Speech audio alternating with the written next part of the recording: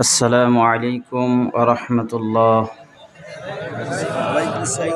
وعليكم السلام ورحمة الله وبركاته. إن الحمد لله نحمده ونستعينه ونستغفره ونعوذ بالله من شرور أنفسنا ومن سيئات أعمالنا. من يهده الله فلا مضل له ومن يضلل فلا هادي له. وأشهد أن لا إله إلا الله وحده لا شريك له وأشهد أن محمدا عبده ورسوله. أما بعد فإن خير الحديث كتاب الله وخير الهدى هدى محمد صلى الله عليه وسلم وشر الأمور محدثاتها وكل محدثة بدعة وكل بدعة ضلالة وكل ضلالة في النار. قال الله سبحانه وتعالى: وما أتاكم الرسول فخذوه وما نهاكم عنه فانتهوا واتقوا الله إن الله شديد العقاب. সমস্ত প্রশংসা সে আল্লাহ সুবহানাহু ওয়া তাআলার দরবারে, যে মহান রব আমাদেরকে অত্যন্ত মেহেরবানি করে আজকে সিংগা বারুইপাড়া আল জামিয়া আস-সাফিয়া স্কুল অ্যান্ড মাদ্রাসার উদ্যোগে আয়োজিত দ্বিতীয় বার্ষিক ইসলামী সম্মেলন 20 নভেম্বর 2024, আল্লাহ সুবহানাহু ওয়া তাআলা আমাদেরকে এই সম্মেলনে আসার বসার তৌফিক দান করেছেন। আমরা তার শুকরিয়া আদায় করছি, আলহামদুলিল্লাহ। দরুদ আর সালাম পেশ করছি আমাদের সেই প্রিয় রাসূলের প্রতি, যিনি মন গড়া ভাবে কিছু বলতেন না। আল্লাহ তাআলা তাকে যা জানাতেন তিনি তাই বলতেন। আমাদের অনেকের খাসলত চরিত্র, আমরা অনেক কথা বানিয়ে বলি, যেগুলো ইসলামে নেই, শরিয়াতে নেই, তা বলি। কিন্তু মুহাম্মদ সাল্লাল্লাহু আলাইহি ওয়াসাল্লাম তাই বলতেন যেটা আল্লাহ তাকে জানাতেন। অতএব যার আনুগত্য করা, যার ইত্তেবা করা, যাকে মেনে চলা আমাদের জন্য জরুরি, অবশ্যই পালনীয় কর্তব্য। সেই প্রিয় রাসূলের প্রতি দুরূদ এবং সালাম পেশ করছি সাল্লাল্লাহু আলাইহি ওয়াসাল্লাম। অতঃপর আজকের এই ইসলামী সম্মেলনের সম্মানিত সভাপতি সাহেব, সহসভাপতি সাহেব, প্রধান অতিথি, বিশেষ অতিথি, আমন্ত্রিত সম্মানিত অতিথিবৃন্দ এবং আপনারা যারা কষ্ট করে বিভিন্ন জায়গা থেকে পুরুষ এবং নারী এসেছেন, বসেছেন, আলোচনা শুনছেন, আমি আপনাদের প্রত্যেকের জন্যে দোয়া করছি। আল্লাহ সুবহানাহু ওয়া তাআলা আপনাদের প্রত্যেককে শান্তি দান করুন এবং আল্লাহ তাআলার জান্নাতের জন্যে আল্লাহ তাআলা আপনাদেরকে কবুল করে নিন। আপনারা সবাই অবগত আছেন, জানেন এটি একটি দ্বীনি বৈঠক, যেখানে কোরআন এবং হাদিস থেকে আলোচনা করা হবে। আপনারা কোরআনের আলোচনা শুনবেন, হাদিসের আলোচনা শুনবেন। রাসূলুল্লাহ সাল্লাল্লাহু আলাইহি ওয়াসাল্লাম আপনাদের ব্যাপারে অনেক কথা বলেছেন। তার মধ্যে একটি হলো, যে ব্যক্তি বাড়ি থেকে বের হয়, বাড়ি থেকে তো এসেছেন তাই না, মান খারাজা ফি তালাবিল ইলম ফাহুয়া ফি সাবিলিল্লাহ হাত্তা ইয়ারজিআ।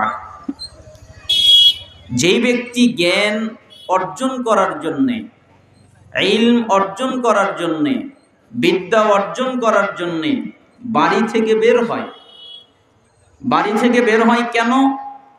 আমি জ্ঞান অর্জন করব, আমি ইলম অর্জন করব, আমি বিদ্যা অর্জন করব, এইটা তার নিয়ত। তাহলে যতক্ষণ পর্যন্ত বাড়িতে না যায় ততক্ষণ আল্লাহ তার আমল নামায় জিহাদ করার নেকি দান করেন। মিশকাতুল মাসাবিহের 220 নম্বরে হাদিসটা এসেছে, সনদ সহিহ। তার মানে আপনি যদি আল্লাহর পথে জিহাদ করেন, আল্লাহর পথে যুদ্ধ করেন, যে নেকিটা পাবেন আল্লাহ ওই নেকি আপনাকে দেবেন। কেন? জ্ঞান অর্জন করতে এসেছেন, কোরআন জানতে এসেছেন, হাদিস জানতে এসেছেন। তাই তাবারানী মুজামুল কাবির 639 641 একটা হাদিস এসেছে। রাসূল সাল্লাল্লাহু আলাইহি ওয়াসাল্লাম বলেন, কেউ যদি কোনো দ্বীনি বৈঠকে যায়, অতঃপর বসে, অতঃপর মনোযোগ দিয়ে আলোচনা শোনে, অতঃপর শেষ পর্যন্ত থাকে, বৈঠক শেষের দোয়া পাঠ করে চলে যায়, আল্লাহ তাআলা বলেন কদ গফারাল্লাহু লাকুম যুনুবাকুম, তারা অতীত জীবনের যত পাপ করেছে, অন্যায় করেছে, আল্লাহ তা মাফ করে দেন।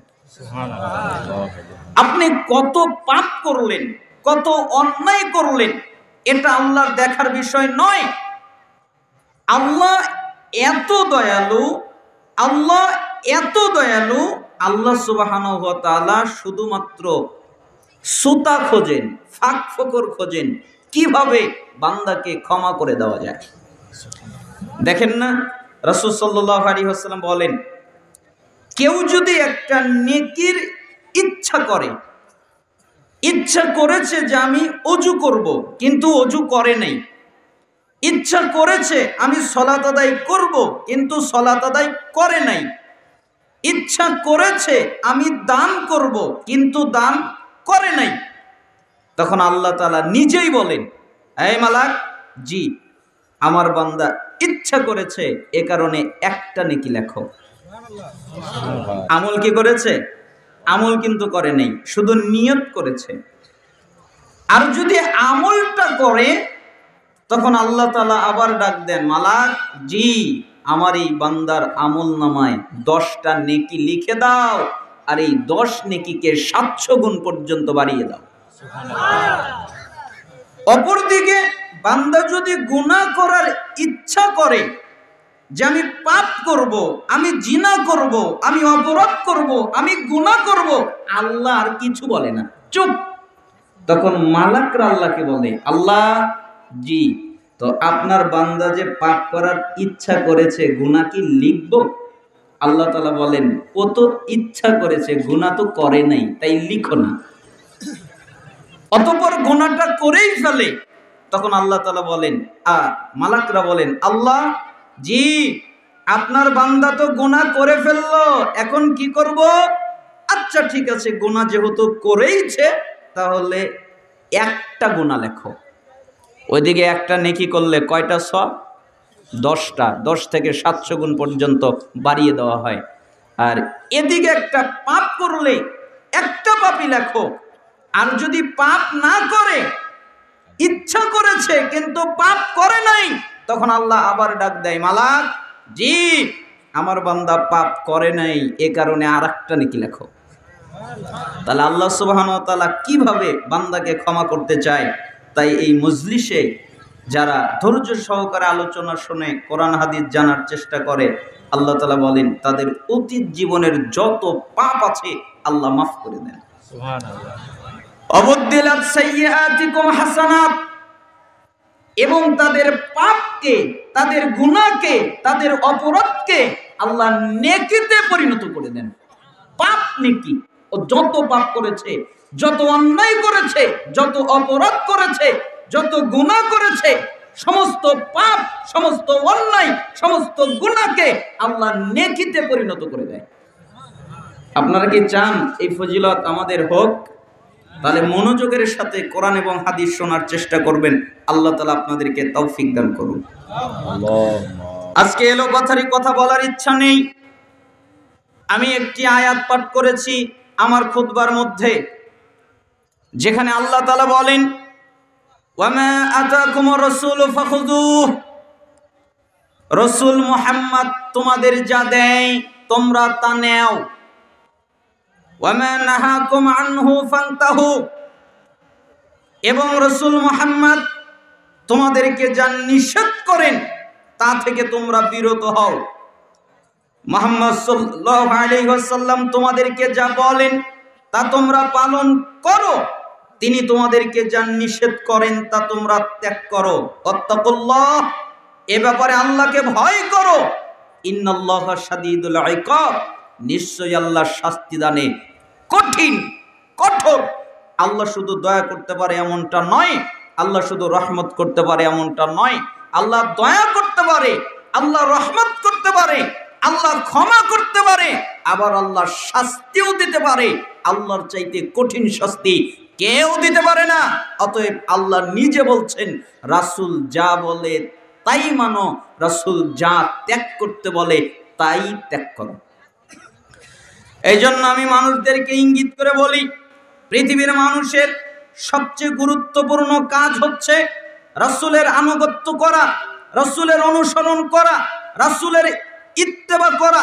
কেন জরুরি? পৃথিবীতে মানুষের জন্য সবচেয়ে জরুরি কাজ হচ্ছে রাসূলের আনুগত্য করা। কেন? রাসূলের আনুগত্য করার মাধ্যমে তার যা প্রয়োজন জান্নাতে যাওয়ার জন্যে, তার যা প্রয়োজন সুখে থাকার জন্যে, তার যা প্রয়োজন ভালো থাকার জন্যে আল্লাহ তাকে তাই দান করবেন। কার আনুগত্য করলে? রাসূলের আনুগত্য করলে, রাসূলের ইত্তেবা করলে। প্রমাণ কোথায় পাওয়া যাবে? আপনি যদি পবিত্র কোরআনের সূরা আলে ইমরান 31 নম্বর আয়াত খোলেন, আল্লাহ তাআলা বলছেন, কুল, হে নবী আপনি বলে দেন, ইন কুনতুম তুহিব্বুনাল্লাহ, তোমরা কি দাবি করো আমরা আল্লাহকে ভালোবাসি, আমরা আল্লাহকে মহব্বত করি, আমরা আল্লাহকে ভালোবাসি, এই দাবি কি তোমরা করো, ফাত্তাবিউনি, তাহলে আমি নবীর ইত্তেবা করো, আমি নবীর অনুসরণ করো, আমি নবীর আনুগত্য করো। ইহবিবুকুমুল্লাহ, তাহলে আল্লাহ তোমাদের ভালোবাসবেন। ওয়া ইয়াগফির লাকুম যুনুবাকুম, এবং তোমরা যত পাপ করেছো আল্লাহ সবগুলো মাফ করে দিবেন। তার মানে আপনি যদি চান আল্লাহ আমাকে ভালোবাসুন, আপনি যদি চান আমার পাপ ক্ষমা হয়ে যাক, তাহলে রাসূলের আনুগত্য করতে হবে। কেন? রাসূলের ইত্তেবা করলে পাপ ক্ষমা হয়ে যায়, রাসূলের ইত্তেবা করলে আল্লাহ ভালোবাসেন। সূরা নূর 52 নম্বর আয়াত, আল্লাহ তাআলা বলেন, ওয়া মা ইউতিউল্লাহ ওয়া রাসূলহু, যে ব্যক্তি আল্লাহ এবং তার রাসূলের আনুগত্য করে, ওয়া ইয়াখশাল্লাহ, আল্লাহ তাআলাকে ভয় করে, ওয়া ইয়াত্তাকি, এবং তাকওয়া অবলম্বন করে। আল্লাহকে ভয় করে, আমি কিভাবে সুদ খেতে পারি আল্লাহ আমাকে দেখছেন, আমি কিভাবে ঘুষ খেতে পারি আল্লাহ আমাকে দেখছেন, আমি কিভাবে জিনা করতে পারি আল্লাহ আমাকে দেখছেন, আমি কিভাবে ব্যভিচার করতে পারি আল্লাহ আমাকে দেখছেন, আমি কিভাবে অন্যায় করতে পারি আল্লাহ আমাকে দেখছেন। আল্লাহকে ভয় করে এবং যত পাপ আছে সমস্ত পাপ থেকে নিজেকে বাঁচিয়ে রাখে। আল্লাহ রাসূল সাল্লাল্লাহু আলাইহি ওয়াসাল্লামের উপরে আয়াত নাজিল হলো, আল্লাহ তাআলা বললেন, ফাউলাইকা হুমুল ফাইজুন, এরা হলো সফলকাম। সালাফরা বলছেন এই সফলকামের অর্থ হলো এরা জান্নাতি। সূরা নিসার 17 নম্বর আয়াতে এসেছে, সূরা নিসার 13 নম্বর আয়াতে এসেছে, সূরা নূরের 54 নম্বর আয়াতে এসেছে, আর অনেক জায়গায় এসেছে, জান্নাতের ইঙ্গিত এসেছে। তার মানে যারা রাসূলের আনুগত্য করে, যারা রাসূলের ইত্তেবা করে, যারা রাসূলকে মেনে চলে, আল্লাহ তাআলা তাদেরকে জান্নাত দান করবেন।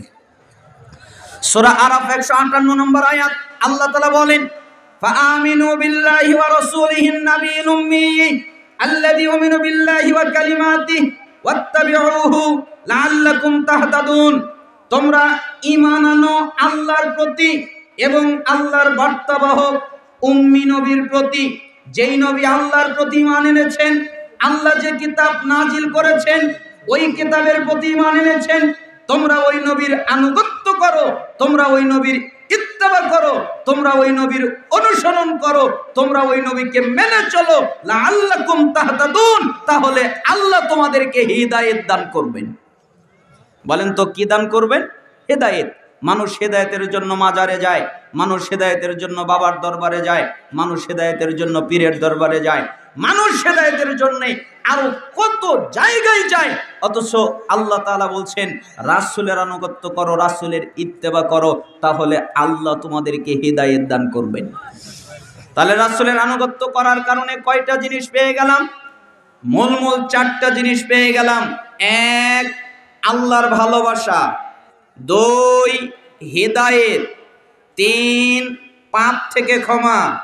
চার, জান্নাত। আচ্ছা বলেন, একটা মানুষ যদি এই চারটা জিনিস পেয়ে যায়, তার কি আর কিছুর প্রয়োজন আছে? সে আল্লাহর ভালোবাসা পেয়ে গেল, সে হিদায়েতটা পেয়ে গেল, সে সমস্ত পাপ থেকে ক্ষমা পেয়ে গেল, এবং সে জান্নাতটাও পেয়ে গেল। তাহলে তার কি আজ কিছু লাগবে?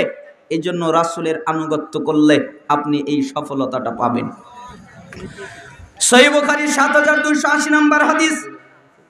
আবু হুরায়রা রাদিয়াল্লাহু আনহু তিনি বলেন, রাসূলুল্লাহ সাল্লাল্লাহু আলাইহি ওয়াসাল্লাম বলেছেন, কুল্লু উম্মতি ইয়াদখুলুনাল জান্নাহ ইল্লা মান আবা। আমার যত উম্মত আছে সবাই জান্নাতে যাবে, আমার উম্মতেরা জান্নাতে যাবে, কেউ বাকি থাকবে না। আমার উম্মত যারা জান্নাতে যাবে তারা বাকি কেউ থাকবে না। তবে যারা আবা করে তারা জান্নাতে যাবে না।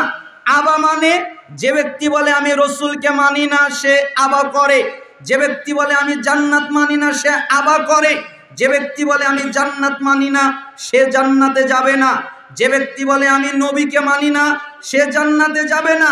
এছাড়া সবাই জান্নাতে যাবে। তখন সাহাবায়ে কেরাম জিজ্ঞেস করলেন, ইয়া রাসূলুল্লাহ, কে আবার অস্বীকার করলো, কে আবার আবা করলো, কে বলল নবীকে মানি না, কে বলল জান্নাত মানি না, এ কথা বলল কে?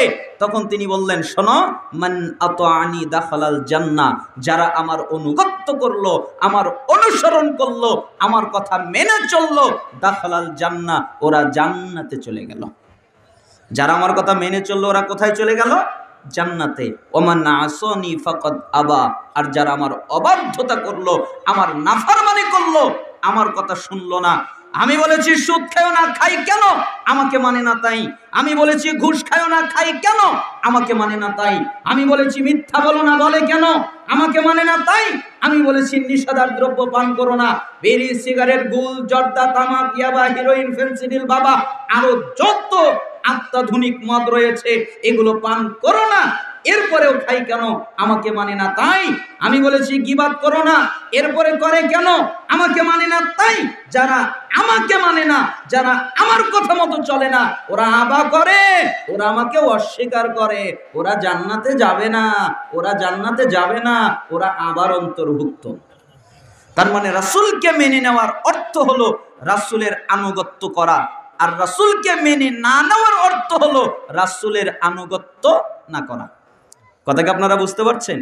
এতটুকু কথা যদি আপনারা বুঝতে পারেন, তাহলে আমার আলোচনা বোঝা আপনাদের জন্য সহজ হয়ে যাবে।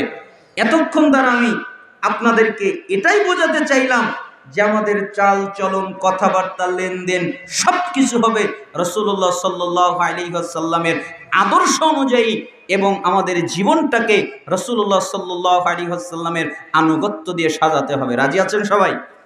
আল্লাহর নবী যদি কোনো আদেশ নিষেধ আমাদেরকে করেন, পালন করব, রাজি আছি তো? সবাই রাজি আছি?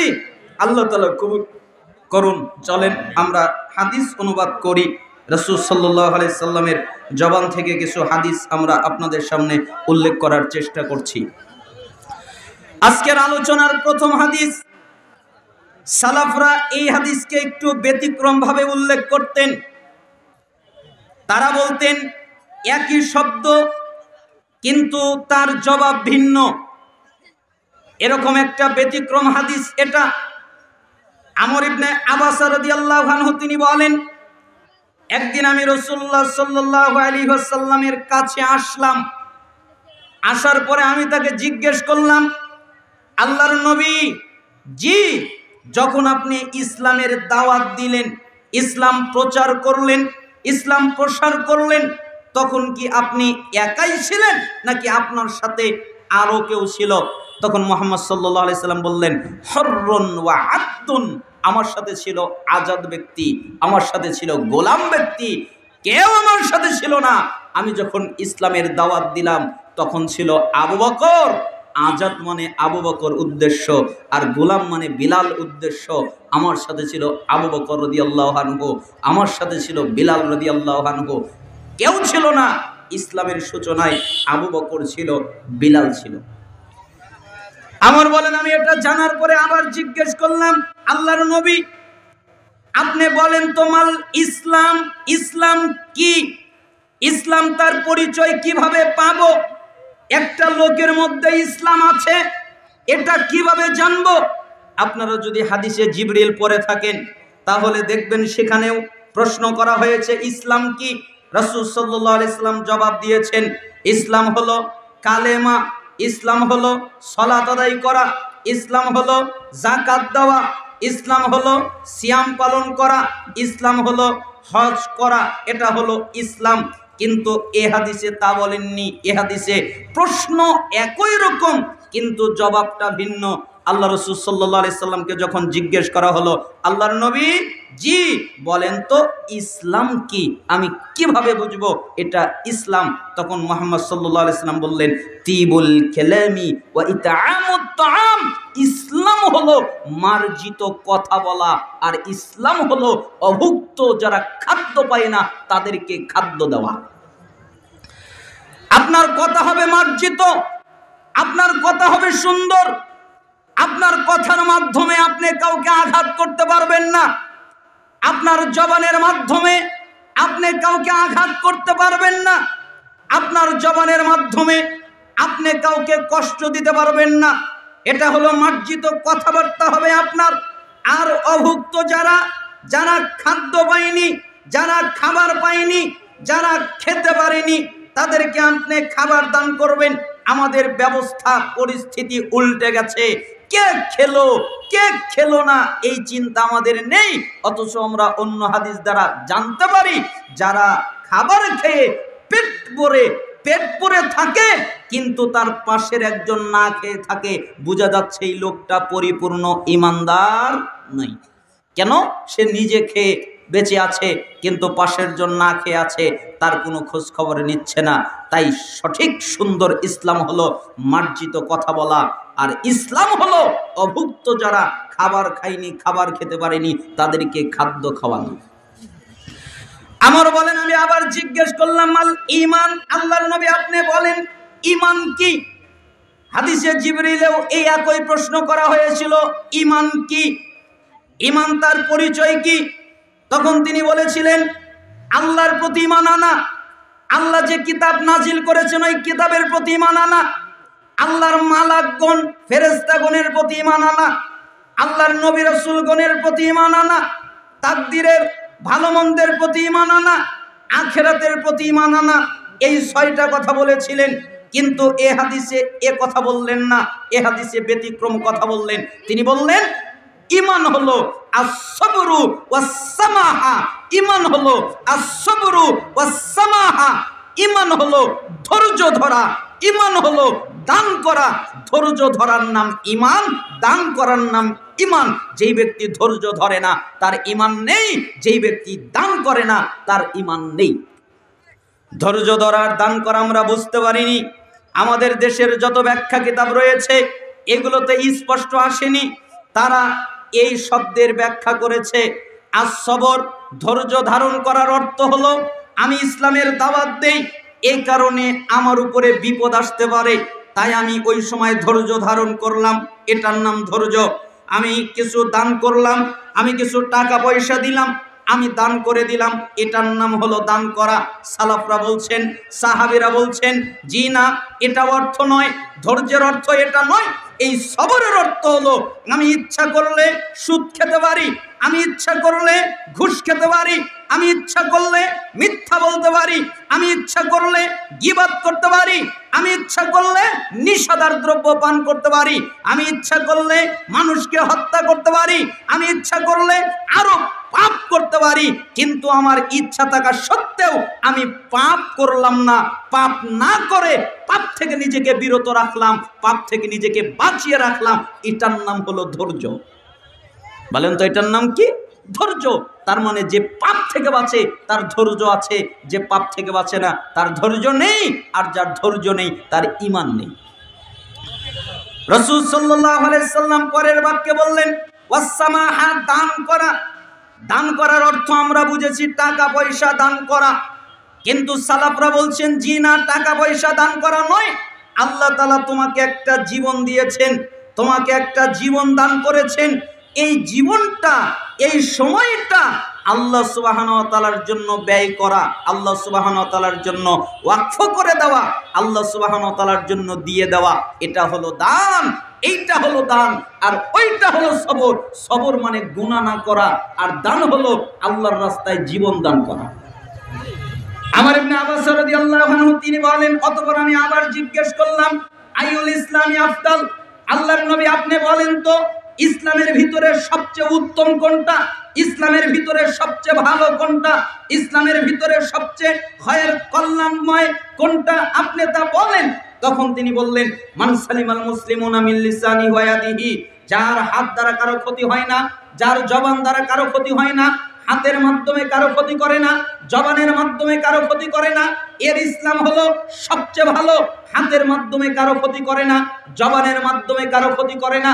আজকে আমরা রাস্তাঘাটে, চালচলনে, কথাবার্তায় হাতের মাধ্যমে কত মানুষের ক্ষতি করে বেড়াই, জবানের মাধ্যমে কত মানুষের ক্ষতি করে বেড়াই। অথচ হাদিসের মধ্যে এসেছে, আপনারা যদি পড়ে থাকেন সহিহ মুসলিম 2564 নম্বর হাদিস, এই হাদিসের মধ্যে ওই হাদিসটি ঢুকিয়ে দিলাম। আবু হুরায়রা রাদিয়াল্লাহু আনহু তিনি বলেন, রাসূলুল্লাহ সাল্লাল্লাহু আলাইহি ওয়াসাল্লাম বলেছেন, মুসলিমদের একটা সৌন্দর্য বর্ণনা করছেন। তিনি বলেন, লা তাহাসাদু, তোমরা পরস্পরে হিংসা করো না, ওয়ালা তানাজাসু, তোমরা একে অপরের মধ্যে দালালি করে দাম বাড়ায় দিও না, ওয়ালা তাবাগাদু, তোমরা নিজেদের মধ্যে বিদ্বেষ রেখো না, ওয়ালা তাদাবারু, তোমরা কেউ কারো পিছনে লেগে যাও না, পিছনে লেগে লেগে তার দোষ খুঁজে বের করার চেষ্টা করো না, ওয়ালা ইয়াবি বাদুকুম আলা বাইয়ি বাদ, কারো বেচা কেনার সময় আকবেরে বেচা কেনা করার জন্য যেও না। কেউ একটা জিনিস কিনতে গেছে, তুমি ওই একই জিনিস কিনতে যাও না, কেন? তোমার ভাইয়ের কষ্ট হবে। কোন মনে রাখো, ওয়া কুনু ইবাদাল্লাহি ইখওয়ানা, তোমরা প্রত্যেকেই আল্লাহর বান্দা, ভাই ভাই হয়ে যাও। আল মুসলিম আখুল মুসলিম, মুসলমান মুসলমানের ভাই, লা ইয়াখদুলুহু, মুসলমান মুসলমানের উপরে লা ইয়াজলিমুহু, মুসলমান মুসলমানের উপরে জুলুম করতে পারে না, ওয়ালা ইয়াখদুলুহু, মুসলমান মুসলমানকে সম্বলহীন, সহায়হীন, তাকে একা ছেড়ে দিতে পারে না, তাকে তাচ্ছিল্য করতে পারে না, ওয়ালা ইয়াকযিবুহু, মুসলমান মুসলমানের সাথে মিথ্যা বলতে পারে না, ওয়ালা ইয়াহকিরুহু, মুসলমান মুসলমানকে হেয় করতে পারে না, তুচ্ছ তাচ্ছিল্য করতে পারে না, এটা করতে পারে না। তোমরা জানো আত্তাকওয়া হা হুনা ওয়া ইউশিরু ইলা সাদরিহি সালাসা মাররাতিন, এ কথা বলে নিজের বুকের দিকে ইঙ্গিত করে বললেন, তাকওয়া এখানে, তাকওয়া এখানে, তাকওয়া এখানে। বিহাসবি ইমরিইম মিনাশ শাররি আইয়াহকিরা আখাহুল মুসলিম, প্রত্যেক মুসলিমের খারাপ হওয়ার জন্য এতটুকু যথেষ্ট, প্রত্যেক মানুষের খারাপ হওয়ার জন্য এতটুকু যথেষ্ট, সে আরেক মানুষে তুচ্ছ তাচ্ছিল্য করে। সে যদি আরেকজন মুসলিমকে তুচ্ছ তাচ্ছিল্য করে, তাহলে যে করবে সে খারাপ। কুল্লুল মুসলিম আলাল মুসলিমি হারাম দামুহু ওয়া মালুহু ওয়া ইরদুহু, প্রত্যেক মুসলমানের উপরে আরেক মুসলমানের জন্য হারাম। মুসলমান মুসলমানের সম্পত্তি মেরে দিতে পারে না, মুসলমান মুসলমানের রক্ত বের করতে পারে না, মুসলমান মুসলমানের সম্মান নষ্ট করতে পারে না। আমি আপনাকে এই হাদিস দিয়ে বোঝাতে চাইলাম, আগের হাদিস আল্লাহর নবী বললেন, যে ব্যক্তির হাত এবং জবান দ্বারা কারো ক্ষতি হয় না, এর ইসলাম সবচেয়ে ভালো। হাতের দ্বারা ক্ষতি হয়, জবানের দ্বারা ক্ষতি হয়, তার মানে আপনার ইসলাম সুন্দর নয়। আপনার ইসলাম সুন্দর ওই দিন হবে যেদিন আপনার হাত দ্বারা কারো ক্ষতি হবে না, আপনার জবান দ্বারা কারো ক্ষতি হবে না। আমর ইবনে আব্বাস রাদিয়াল্লাহু আনহু তিনি বলেন, অতঃপর আমি আবার জিজ্ঞেস করলাম, আইয়ুল ঈমানি আফদাল, আল্লাহর নবী আপনি বলেন তো ঈমানের মধ্যে সবচেয়ে ভালো ঈমান, সবচেয়ে উত্তম ঈমান, সবচেয়ে সুন্দর ঈমান কোনটা, আপনি বলেন তো। তখন মুহাম্মদ সাল্লাল্লাহু আলাইহি সাল্লাম বললেন, সবচেয়ে উত্তম ঈমান হলো খুলুকুন হাসান, সৎ চরিত্র। যার চরিত্র ভালো তার ঈমান ভালো, যার চরিত্র ভালো নয় তার ঈমান ভালো নয়। অনেকেই এই খুলুকুন হাসানের অর্থ বুঝতে পারে নাই। তারা বলেছে যে চরিত্রের অর্থ হলো সুন্দর চরিত্র করবে, কিন্তু সাহাবীরা বলেছেন না, এটা নয়। এই চরিত্রের অর্থ হলো, এটার উদ্দেশ্য হলো কি? উদ্দেশ্য যে একটা লোক, একটা মানুষ, আল্লাহ সুবহানাহু ওয়া তাআলা তাকে তৈরি করেছেন। মুহাম্মদ সাল্লাল্লাহু আলাইহি ওয়াসাল্লাম তিনাকে আল্লাহ তাআলা বললেন, ওয়া ইন্নাকা লাআলা খুলুকিন আযীম, হে নবী নিশ্চয় আপনি মহান চরিত্রের অধিকারী, আপনার চরিত্র সবচেয়ে ভালো, আপনার চরিত্র সবচেয়ে উত্তম, আপনার চরিত্র সবচেয়ে কল্যাণময়। একথা মুহাম্মদ সাল্লাল্লাহু আলাইহি সাল্লামকে বললেন। আয়েশা সিদ্দিকা রাদিয়াল্লাহু আনহাকে জিজ্ঞেস করা হলো, আপনি কি বলতে পারেন? কি বলবো আমি? মুহাম্মদ সাল্লাল্লাহু আলাইহি সাল্লামের চরিত্র কেমন এটা কি আপনি বলতে পারেন? জি, আমি তা বলতে পারি। তাহলে বলেন তো, মুহাম্মদ সাল্লাল্লাহু আলাইহি সাল্লামের চরিত্র হলো সম্পূর্ণ কোরআন। কোরআনে যা পাবে, কোরআনে যা দেখবে, ওটাই হচ্ছে মুহাম্মদের চরিত্র। বলেন তো মুহাম্মদের চরিত্র কি? পুরো কোরআন।